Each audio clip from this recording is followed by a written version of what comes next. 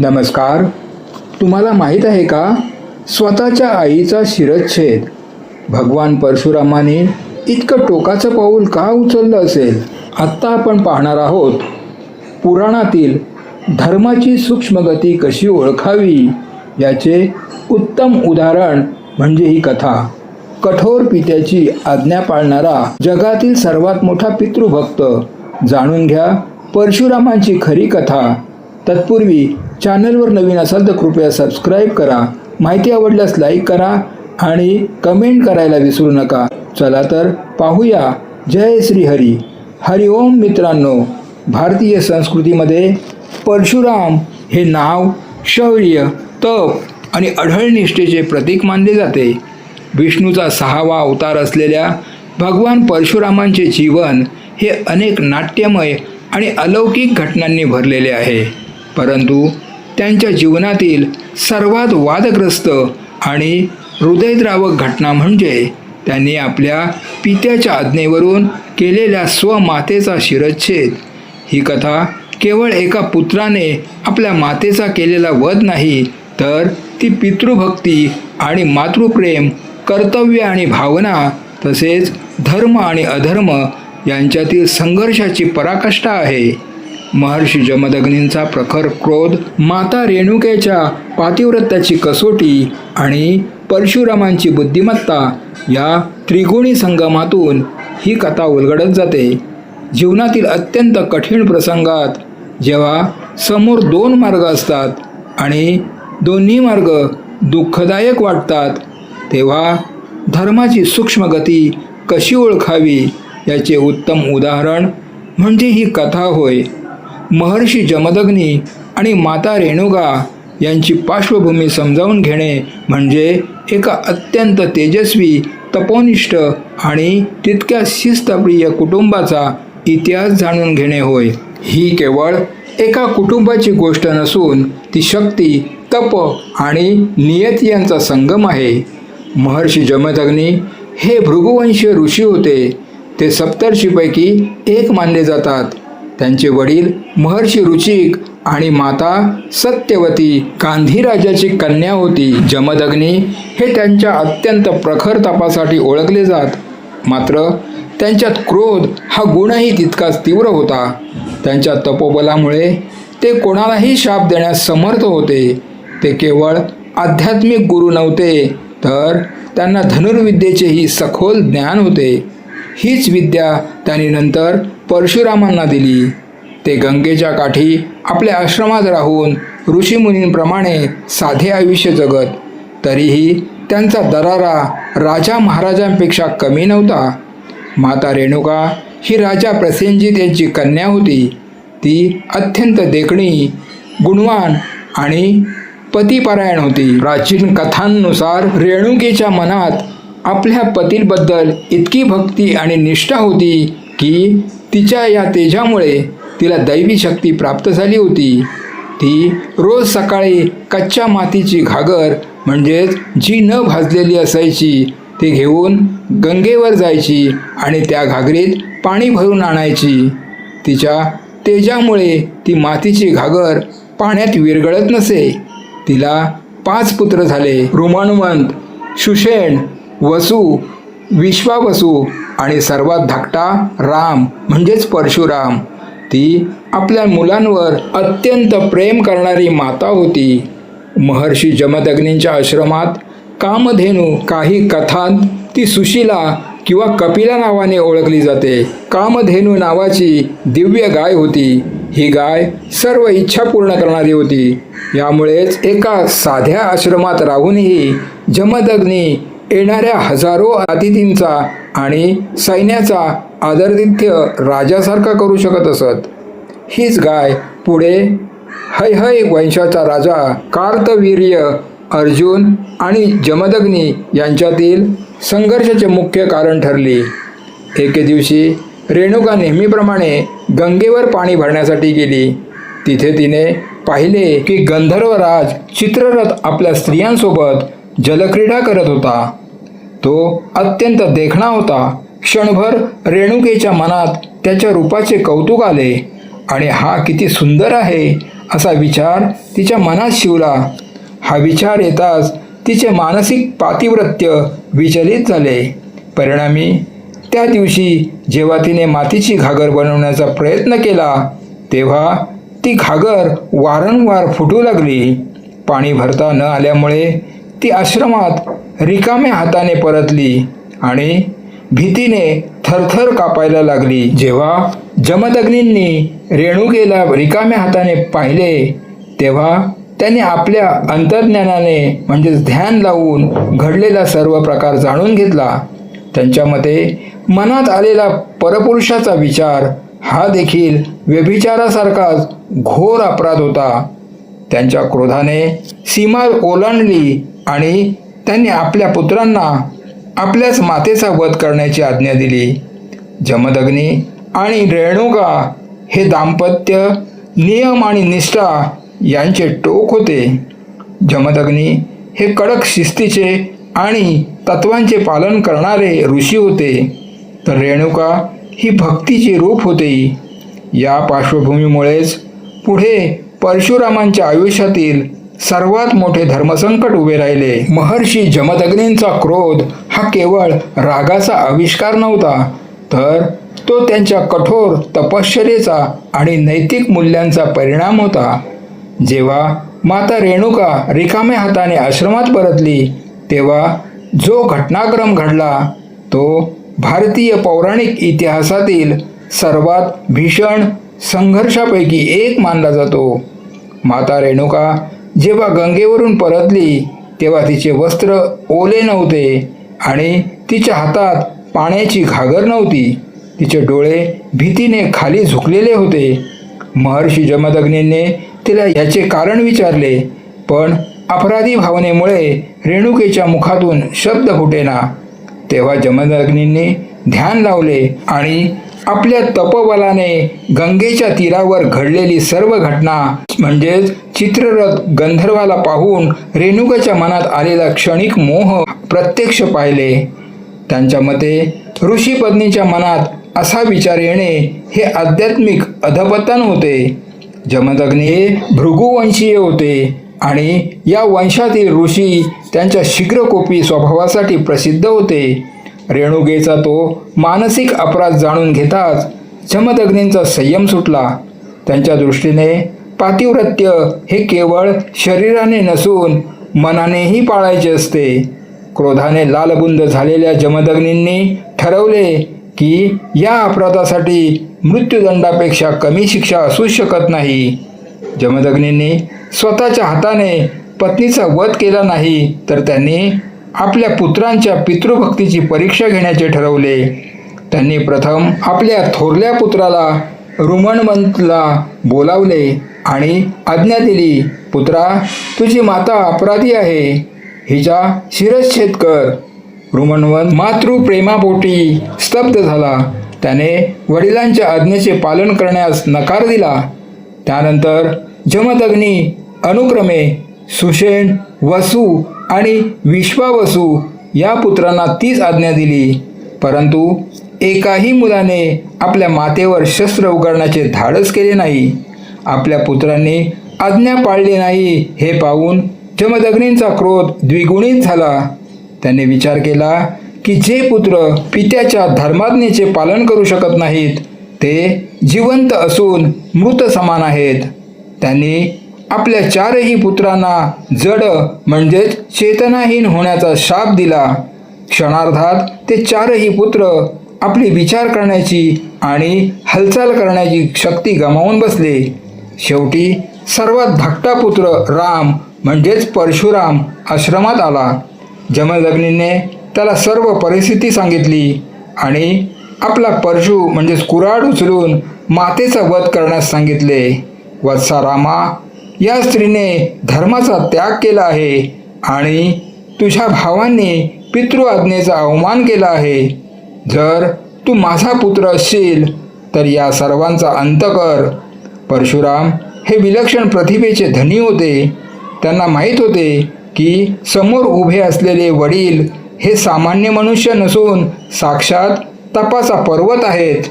पित्यांची आज्ञा मोडणे म्हणजे नरकवास आणि मातेचा वध करणे म्हणजे महापाप. अशा परिस्थितीत त्यांनी पितृभक्ती या तत्वाला सर्वोच्च मानले, कारण त्यांना खात्री होती की जर पिता प्रसन्न झाला तर ते सर्व काही पूर्ववत करू शकतील. परशुरामांनी अत्यंत जड अंतकरणाने पण स्थिर हाताने आपला परशु उगारला आणि एका मागोमाग एक आपल्या 4ही भावांचा आणि त्यानंतर स्वतःच्या मातेचा शिरच्छेद केला. संपूर्ण आश्रम रक्ताने न्हावून निघाला. परशुरामांच्या या टोकाच्या निर्णयामुळे जमदग्नींच्या क्रोधाचा अग्नी शांत झाला.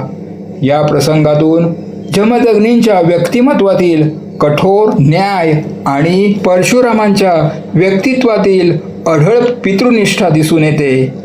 ही आज्ञा क्रूर वाटत असली तरी परशुरामांच्या दृष्टीने ती एक धार्मिक कसोटी होती. परशुरामांसमोर उभे राहिलेले हे धर्मसंकट मानवी इतिहासातील सर्वात कठीण निर्णयापैकी एक मानले जाते. एका बाजूला साक्षात जन्मदात्री माता आणि दुसऱ्या बाजूला तपस्वी पिता. एका बाजूला अहिंसा आणि मातृप्रेम तर दुसऱ्या बाजूला पितृआज्ञा आणि शिस्त. जेव्हा जमदग्नींनी परशुरामांना आपल्या मातेचा आणि भावांचा वध करण्याची आज्ञा दिली तेव्हा परशुराम क्षणभर सुन्न झाले. त्यांच्यासमोर 2 मोठे प्रश्न होते. मातेची हत्या करणे हे शास्त्रानुसार महापाप आहे. ज्या मातेने जन्म दिला तिचे रक्त सांडणे हे अधर्म मानले जाते. वडिलांची आज्ञा मोडणे हे पुत्रासाठी नरकवासासारखे आहे. विशेषतः जेव्हा पिता जमदग्नीसारखा महान ऋषी असतो. परशुरामांना माहीत होते की जर त्यांनी नकार दिला तर त्यांच्या वडिलांचा क्रोध संपूर्ण कुळाचा नाश करेल आणि वडील त्यांनाही जड म्हणजे चेतनाहीन बनवतील, जसे त्यांनी इतर भावांना केले होते. परशुराम हे केवळ योद्धा नव्हते तर ते महान विचारवंतही होते. त्यांनी विचार केला की पित्याच्या तपाची शक्ती इतकी मोठी आहे की ते मारू शकतात आणि जिवंतही करू शकतात. त्यांनी एक धाडसी जुगार खेळण्याचे ठरवले. मी जर आता पित्याची आज्ञा पाळली तर ते माझ्यावर प्रसन्न होतील. प्रसन्न झाल्यावर ते मला वरदान नक्कीच देतील. त्या वरदानाचा उपयोग करून मी माझ्या आईला आणि भावांना पुन्हा जिवंत करेन. याचाच अर्थ परशुरामांनी तात्पुरता अधर्म म्हणजेच हत्या हा शाश्वत धर्मासाठी म्हणजेच पितृभक्ती आणि पुनरुज्जीवन स्वीकारला. पित्याच्या क्रोधाचा पारा चढत चालला होता. विलंब न लावता परशुरामांनी आपला परशु म्हणजेच कुऱ्हाड हाती घेतला. अत्यंत जड अंतकरणाने त्याने प्रथम आपल्या 4ही भावांचा वध केला. त्यानंतर त्यांनी आपली माता रेणुका हिच्याकडे पाहिले. रेणुका माता शांत उभी होती. परशुरामांनी एका घावात आपल्या मातेचा शिरच्छेद केला. रक्ताची धार उडाली आणि मातेचे शरीर जमिनीवर कोसळले.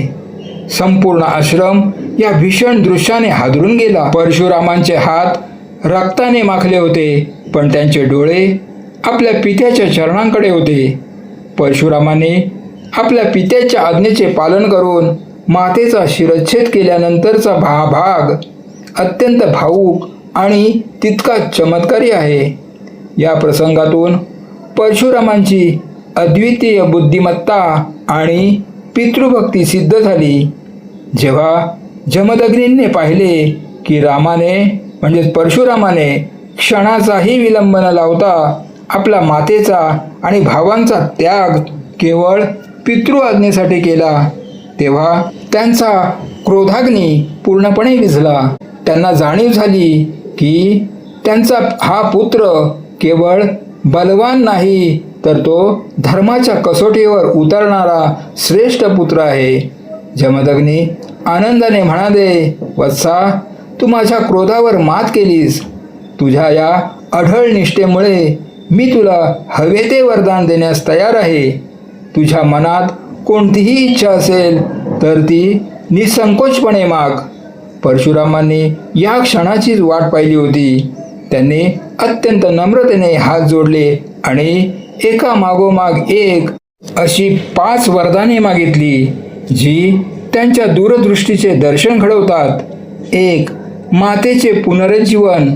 हे पितृदेवा, जर आपण माझ्यावर प्रसन्न असाल तर माझी माता पुन्हा जिवंत व्हावी. 2. भावांचे पुनरुज्जीवन. माझे 4ही ज्येष्ठ बंधू ज्यांना आपण जड केले होते ते पुन्हा सचेत म्हणजे सजीव व्हावेत. 3. सर्वात महत्त्वाचे म्हणजे माझ्या हातून त्यांचा वध झाला होता किंवा वडिलांनी त्यांना मारण्याची आज्ञा दिली होती याची पुसट अशी आठवणही त्यांच्या मनात राहू नये. ते झोपेतून जागे व्हावेत, तसे शुद्धीवर यावेत, कारण ही आठवण त्यांच्या मनात आयुष्यभर दुःख आणि कटुता निर्माण करू शकली असती. 4.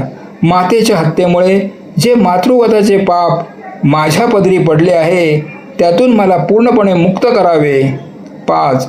युद्धात मला कोणीही पराभूत करू नये आणि मला दीर्घायुष्य लाभावे. जमदग्नींनी आपल्या तपोबलाच्या सहाय्याने तथास्तु म्हटले. त्याने कमंडलूतील मंत्राग्नीने सिद्ध केलेले जल मृतांवर शिंपडले. क्षणात चमत्कार घडला. माता रेणुका आणि 4ही भाऊ असे काही उठून उभे राहिले जणू काही ते गाढ निद्रेत होते. रेणुकेच्या चेहऱ्यावर पुन्हा तेच तेज आले. भावांच्या मनात आपल्या धाकट्या भावाबद्दल म्हणजे परशुरामाबद्दल आणि वडिलांबद्दल कोणताही द्वेष राहिला नाही. संपूर्ण आश्रमात पुन्हा आनंदाचे वातावरण निर्माण झाले. ही घटना केवळ एका चमत्कारापुरती मर्यादित नाही, तर ती मानवी स्वभावाच्या आणि कर्तव्याच्या गुंतागुंतीवर प्रकाश टाकते. जमदग्नींची मारण्याची आणि जिवंत करण्याची शक्ती त्यांच्या तपोबलाचे दर्शन घडवते. परशुरामांना माहीत होते की शस्त्र हे केवळ मारण्यासाठी नसते, तर कधीकधी ते संरक्षणाचे साधनही असते. त्याने शस्त्र चालवून पित्याचा क्रोध शांत केला आणि वरदानाने मातेचे प्राण वाचवले. कधीकधी मोठ्या कल्याणासाठी म्हणजेच कुटुंबाला वाचवण्यासाठी लहान पाप म्हणजेच आज्ञापालन म्हणून केलेला वध करावे लागते. हे या कथेचे सार आहे. भगवान परशुरामांनी आपल्या कृतीने हे दाखवून दिले की श्रद्धा आणि बुद्धी यांचा योग्य संगम असेल तर अशक्य गोष्टही शक्य होऊ शकते. त्यांनी स्वतःच्या मातेचे रक्षणही केले आणि पित्यांचा मानही राखला. यामुळेच त्यांना पितृभक्त शिरोमणी मानले जाते. कथेचा गर्भितार्थ म्हणजेच निष्कर्ष. ही कथा वाचायला किंवा ऐकायला अत्यंत कठोर वाटते, परंतु त्यामागे काही महत्त्वाचे धडे आहेत. पितृभक्ती. परशुराम हे आदर्श पुत्र मानले जातात कारण त्यांनी पित्याच्या शब्दाचा मान राखला. बुद्धिमत्ता. संकटकाळी डोकं शांत ठेवून मार्ग कसा काढावा हे परशुरामांनी शिकवले. त्यांना माहीत होते की वडिलांकडे मारण्याची शक्ती आहे तर जिवंत करण्याचीही शक्ती आहे. संयम. माणसाच्या मनात येणारा एक क्षणभराचा मोह म्हणजेच रेणुकेचा मोह पूर्ण कुटुंबाचा नाश करू शकतो, हे यातून स्पष्ट होते. काही लोक या कथेला स्त्री द्वेषाशी जोडतात, पण आध्यात्मिक दृष्टिकोनातून ही कथा कर्तव्य विरुद्ध भावना यातील द्वंद्वाचे प्रतीक आहे. परशुरामाने केवळ वडिलांच्या क्रोधासाठी नाही तर धर्माचे पालन करण्यासाठी हे पाऊल उचलले होते. भगवान परशुराम, महर्षी जमदग्नी आणि माता रेणुका यांच्या जीवनातील हा प्रसंग केवळ एक कौटुंबिक कथा नसून ती मानवी मूल्ये, धर्म आणि कर्तव्याच्या गुंतागुंतीचे विश्लेषण करणारी एक महान शिकवण आहे. या कथेचा विस्तार समजावून घेऊ. आयुष्यात अनेकदा अशा स्थिती निर्माण होतात जिथे 2 योग्य गोष्टींमध्ये संघर्ष असतो. परशुरामांसमोर मातृप्रेम आणि पितृआज्ञा असे 2 मार्ग होते. शास्त्राप्रमाणे माता थोर आहे, पण पित्याची आज्ञा पाळणे हे पुत्राचे परमकर्तव्य आहे. परशुरामांनी तात्कालिक हिंसा स्वीकारली, जेणेकरून शाश्वत सत्याचा म्हणजेच पित्याच्या आशीर्वादाचा विजय व्हावा. हाच धर्माचा सूक्ष्म मार्ग आहे, जो सांगतो की अंतिम ध्येय उदात्त असेल तर कठीण निर्णय घ्यावे लागतात. माता रेणुकाच्या मनात आलेला तो क्षणिक मोह हा विनाशाचे कारण ठरला. हा मुद्दा आपल्याला शिकवतो की आपली इंद्रिये आणि मन यावर ताबा असणे किती आवश्यक आहे. अनेक वर्षाची तपश्चर्या एका क्षणाच्या चुकीच्या विचारांमुळे भंग पावू शकते. उच्च पदावर असलेल्या व्यक्तीने म्हणजेच ऋषीपत्नीने आपल्या विचारांबाबत अधिक सतर्क राहणे गरजेचे असते, कारण त्यांच्या चुकांचे परिणाम संपूर्ण कुटुंबाला भोगावे लागतात. परशुरामांना आपल्या वडिलांच्या क्रोधाची जेवढी भीती होती त्यापेक्षा कितीतरी पट जास्त विश्वास त्यांच्या तपोबलावर होता. त्यांना खात्री होती की वडील जर मारू शकतात तर ते जिवंतही करू शकतात. हा अंधविश्वास नसून तो पूर्ण विश्वास होता. जीवनात जेव्हा आपण आपल्या गुरूंवर किंवा पालकांवर असा अढाळ विश्वास ठेवतो तेव्हा कठीण संकटातूनही मार्ग निघतो. परशुरामांनी केवळ शारीरिक बळाचा वापर केला नाही तर आपल्या बुद्धीचा वापर केला. त्यांनी जेव्हा शस्त्र उचलले तेव्हाच त्यांच्या मनात वरदानाची योजना तयार होती. संकट काळात भावुक होऊन निर्णय घेण्यापेक्षा शांत चित्ताने परिणामांचा स्वीकार करून घेतलेला निर्णय अधिक फलदायी ठरतो. परशुरामांनी मागितलेल्या वरदानांमध्ये एक अतिशय महत्त्वाचे वरदान होते. कोणालाही या घटनेची स्मृती राहू नये. जर रेणुका माता आणि भावांना ही घटना आठवली असती तर कुटुंबात आयुष्यभर कटुता, भीती आणि अपराधीपणाची भावना राहिली असती. खऱ्या अर्थाने कुटुंब पुन्हा जोडण्यासाठी जुन्या जखमा विसरणे आवश्यक असते. हा या कथेचा सर्वात मोठा मानवी संदेश आहे. या कथेचा अंतिम निष्कर्ष हा आहे की परशुराम हे केवळ क्रोधी योद्धा नव्हते. त्यांच्या व्यक्तिमत्वात शौर्य म्हणजेच वडिलांच्या क्रोधाला समोर जाण्याचे धैर्य, भक्ती म्हणजेच पितृआज्ञा, करुणा, मातेला पुन्हा जिवंत करण्याची इच्छा आणि प्रज्ञा म्हणजेच वरदान मागण्याची चतुराई यांचा संगम होता. थोडक्यात सांगायचे तर ही कथा आपल्याला शिकवते की संकटे कितीही भीषण असली तरी धैर्य, बुद्धी आणि श्रद्धा यांच्या जोरावर आपण कोणत्याही परिस्थितीवर मात करू शकतो आणि विखुरलेले आयुष्य पुन्हा साधू शकतो. तुम्हाला ही माहिती कशी वाटली ते नक्कीच कळवा. माहिती आवडल्यास लाईक करा, तुमच्या मित्र आणि कुटुंबासोबत शेअर करा आणि तुमच्या प्रतिक्रिया कमेंट्समध्ये नक्की कळवा. अशाच माहितीपूर्ण व्हिडिओसाठी आमच्या चॅनलला सबस्क्राईब करायला विसरू नका आणि बेल आयकॉनवर क्लिक करा, जेणेकरून तुम्हाला नवीन व्हिडिओचे नोटिफिकेशन लगेच मिळेल.